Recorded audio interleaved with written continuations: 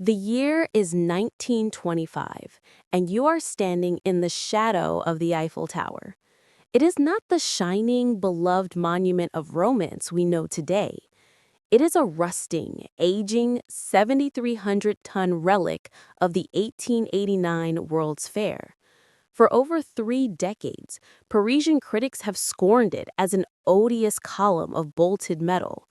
Its maintenance bill is staggering.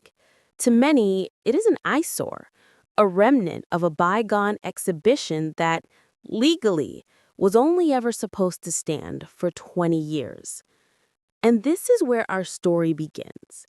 Because in the mind of one man, a man who claimed to be a count, spoke 5 languages, and held a staggering 45 different aliases, this architectural masterpiece was nothing more than high-grade scrap iron.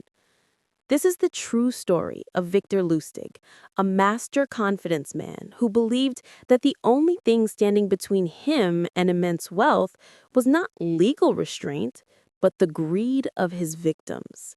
His most audacious achievement? Convincing some of the shrewdest businessmen in France that the government had decided to quietly sell the entire Eiffel Tower for scrap metal. Victor Lustig was born Robert Miller in a small Bohemian town in the Austro-Hungarian Empire in 1890. He was not born a count. He was born with an uncanny ability to read people and an absolute disdain for honest work. His rise to infamy began long before he set foot in Paris. He operated primarily on transatlantic ocean liners, the floating palaces ferrying America's wealthiest between New York and Europe. There, he perfected his first major scam, the money box. Lustig would approach a wealthy passenger, usually an investor looking for a quick private return, and show them a magnificent mahogany box. This box, he claimed, was a German invention capable of duplicating paper currency through a secret chemical and mechanical process. He would demonstrate it by feeding a genuine $100 bill into one slot, running a brief chemical cycle, and pulling out a perfect duplicate from the other. The catch? The process was agonizingly slow. It took 6 hours for a single bill. He would sell the box for anywhere from $10,000 to $50,000, promising untold riches over time. The victim would go off to dinner expecting a stack of cash by morning. But by the time they discovered that the box only contained the 2 bills Lustig had preloaded and the rest was just blank paper, Lustig was long gone, crossing the continent under a new identity. That scam taught Lustig 2 lessons he'd carry for life. First, confidence is the currency.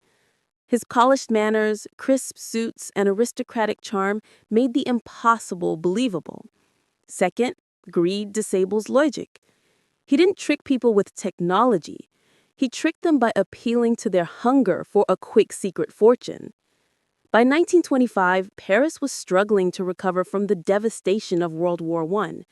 Infrastructure was crumbling, national pride was low, and budgets were stretched thin. The Eiffel Tower had reached a critical state and needed massive, costly repairs, including a fresh coat of paint requiring 50 tons of red lead. The idea that the government might sell the structure rather than pay for its upkeep was actually circulating in the press. Many critics still despise the Eiffel Tower, calling it a metallic blight on Paris's classical skyline.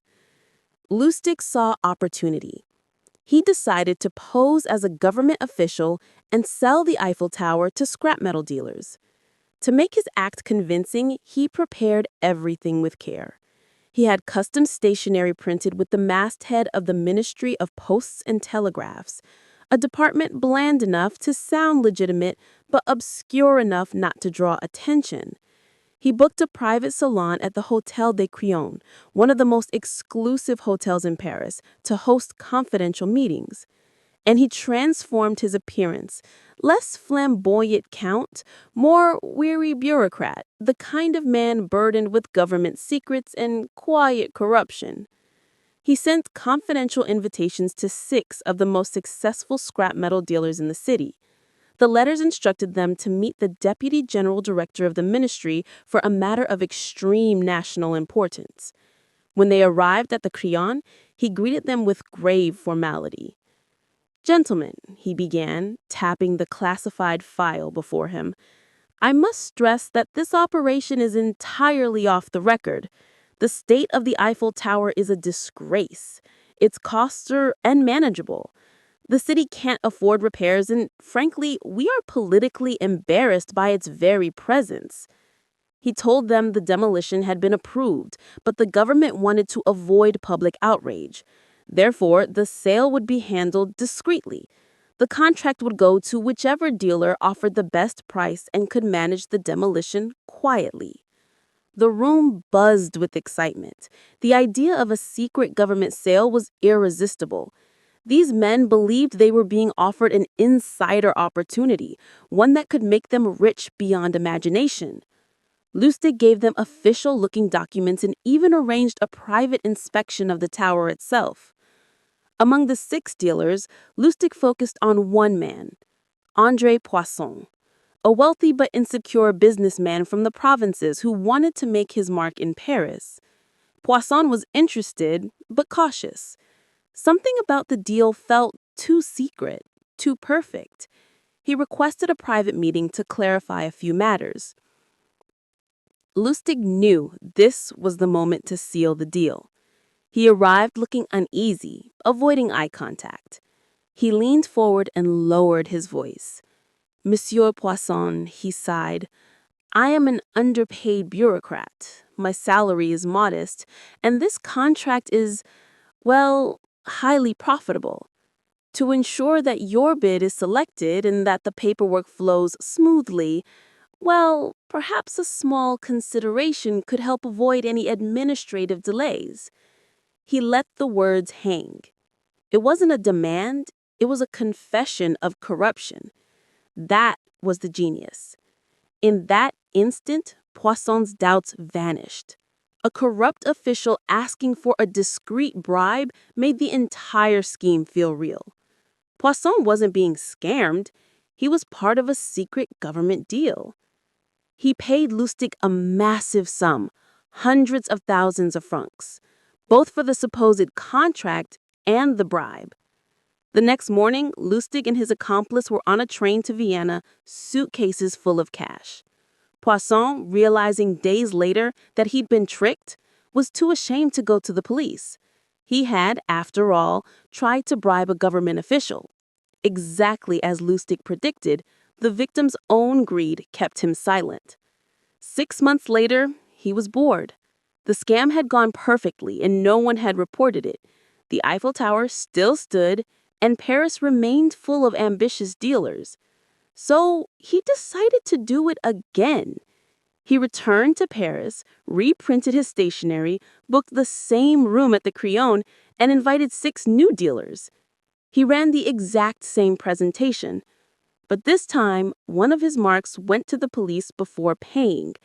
Realizing the heat was on, Lustig fled the country and escaped to America. In America, Lustig continued his life of deception. His next venture was counterfeiting, producing fake $100 bills so perfect they fooled the banks themselves. He became known as one of the greatest forgers in history. His fame grew so large that he even conned the infamous gangster Al Capone. Lustig told Capone he had a money-making device but needed a $50,000 investment. Capone agreed. Lustig took the money, hid it in a bank vault, and disappeared for 2 months. Then he returned to Capone, pretending to be nervous and ashamed. He told the gangster the project had failed and that he'd lost everything. Then he returned the $50,000. Capone, stunned by this rare display of honesty, decided Lustig was a man of integrity and rewarded him with $5,000, money Lustig had engineered him into giving freely. Eventually, the law caught up to him. In 1935, he was arrested for his counterfeiting operation, convicted and sent to Alcatraz prison, where he died of pneumonia in 1947. Victor Lustig, The man who sold the Eiffel Tower twice left behind no fortune, no empire, only stories of brilliance, audacity, and manipulation. He once wrote his 10 commandments for conmen, the first of which was, be a patient listener. But his true legacy is simpler. Lustig never relied on force, only on understanding human nature. He knew that when greed whispers, logic goes silent. Offer someone a secret way to get rich quickly at someone else's expense, and they will build the trap for themselves. The Eiffel Tower still stands today, a symbol of beauty, pride, and endurance.